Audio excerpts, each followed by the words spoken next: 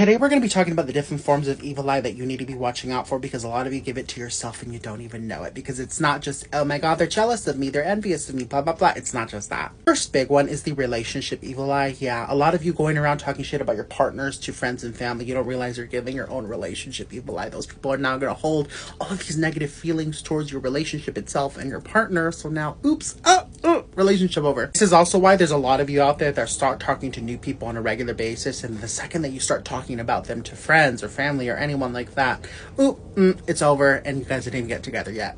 Second big one, illnesses and injuries and talking about them on a public platform. That is probably the stupidest fucking thing that I see a lot of people do on this app. Especially if you are a witch or whatever the hell you want to label yourself. Why are you on here talking about like, I'm sick right now, or I just happened there? Why? People don't need a candle to hope that your shit gets worse. They don't need a candle to do that.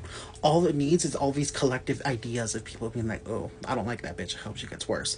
That's literally all it takes. Third one, in my opinion, has to do with goals or any plan making, especially if it's something physical like wanting to plan a child. I've had people book me for these services. Biggest problem I see with a lot of people who are trying to do this, whether it be, again, trying to make a career plan for yourself or trying to start up a family or whatever the case is, a lot of you have these goals in mind and you're over here talking about them to other fucking people, or even worse, talking about them online. Obviously, this is not the case if someone has pre-existing conditions and whatnot. That is completely different. It's completely separate.